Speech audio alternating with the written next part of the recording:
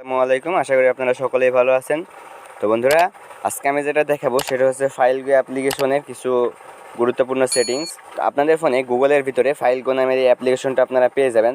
আপনারা কি জানেন এই ফাইল গো অ্যাপ্লিকেশনের ভিতরে কত কিছু ফিউচারগুলো আছে? এই ফাইল গো অ্যাপ্লিকেশনের ভিতরে অনেকগুলো ফিউচার আছে। আমি তার ভিতরে দুইটা স্পেশাল ফিউচারের কথা বলবো। তো চলুন বন্ধুরা, ফিউচার দুইটি কী সেগুলো নিয়ে কথা বলি। ফাইল গো অ্যাপ্লিকেশনের ভিতরে আসার পর আপনাদের সামনে ঠিক এমনই একটি ইন্টারফেস শো করবে।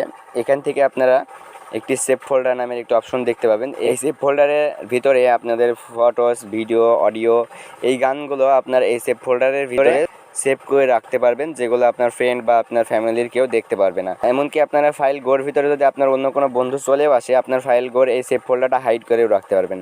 হাইড করে রাখার জন্য এখানে থ্রি ডট আইকনে ক্লিক করে এখানে হাইড সেভ ফোল্ডার লেখা আছে, এখানে ক্লিক করলে হাইড হয়ে যাবে।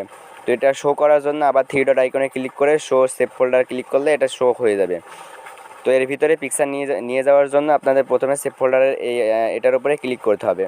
ক্লিক করার পর আপনারা এখানে পিন দিবেন না প্যাটার্ন দিবেন সেটা সিলেক্ট করবেন। তো আমি এখান থেকে পিন সিলেক্ট করে 4 সংখ্যার একটি পিন দিবেন। আপনারা এখানে 4 সংখ্যার একটি পিন সিলেক্ট করবেন। পিন সিলেক্ট করে নেক্সটে ক্লিক করবেন।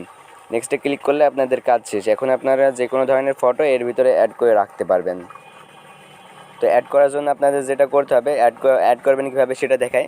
অ্যাড করার জন্য আমি আমার একটি ইমেজ অ্যাড করে আপনাদের দেখাই। তো আমি এখান থেকে আমার এই ইমেজটি সেভ ফোল্ডারে সেভ করতে চাচ্ছি। এই ইমেজটার উপরে সিলেক্ট করার পর এখানে যে থ্রি ডট আইকনটা আপনারা দেখতে পাচ্ছেন, থ্রি ডট আইকনে যাবেন। থ্রি ডট আইকনে যাওয়ার পরে এখানে আপনারা একটি লেখা দেখতে পারবেন, move to save folder.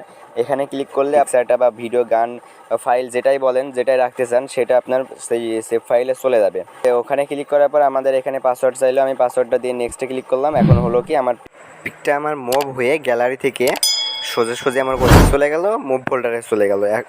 Move folder বলতে আমাদের যে হচ্ছে লক করলাম যে ফাইলটা, লক ফাইলের ভিতর চলে গেছে। তো পিকচারটা নিতে হলে আমাদের এখন কি করতে হবে, লক ফাইলে যাইতে হবে। লক ফাইলে গিয়ে পিকচারটা দেখতে হবে। হয়তো আমার স্ক্রিনটা আপনারা এখানে দেখতে পাচ্ছেন না, আর এটার কারণ হচ্ছে আমার লক ফাইল, এটা অবশ্যই সিক্রেট, এই জন্য আর কি স্ক্রিনটা দেখতে পাচ্ছেন না। আপনারা ওখানে গেলে সব কিছু ক্লিয়ারভাবে দেখতে পাবেন।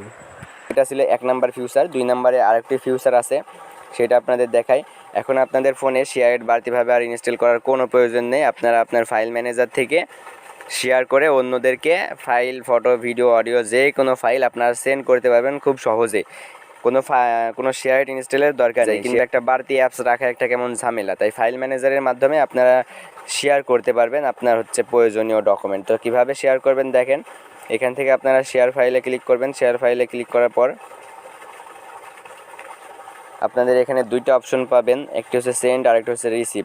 তো আপনারা এখান থেকে যেটা করবেন, রিসিভ করলে রিসিভে ক্লিক করবেন এবং সেন্ড করলে সেন্ডে ক্লিক করবেন। আমি সেন্ডে ক্লিক করে দেখাই। সেন্ডে ক্লিক করার পরে আপনাদের যে ফাইলটা সেন্ড করতে যাচ্ছেন সেটার উপরে ক্লিক করে সেন্ডে ক্লিক করলে আপনার ফ্রেন্ডের আইডি এখানে খুঁজে নেওয়ার পরে এগুলো টার্ন অন করে দিবেন, যা কিছু চাচ্ছে।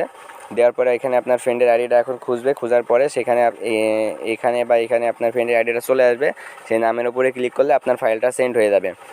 তো এখন থেকে আপনাদের আর শেয়ার ইনস্টল করার কোনো প্রয়োজন নেই। এবং রিসিভ করার ক্ষেত্রেও সেম। রিসিভে ক্লিক করে জাস্ট ওয়েট করবেন, আপনার ফ্রেন্ড আপনাকে সেন্ড করতে পারবে আপনার যে ডকুমেন্টগুলো দরকার। তো বন্ধুরা, এই ছিল মূলত আজকের ভিডিওটি ভালো লাগলে অবশ্যই লাইক দেবেন, আর এমনই টেক রিলেটেড ভিডিও পেতে আমার চ্যানেলটি সাবস্ক্রাইব করে রাখবেন। ধন্যবাদ সবাইকে। আসসালামু আলাইকুম।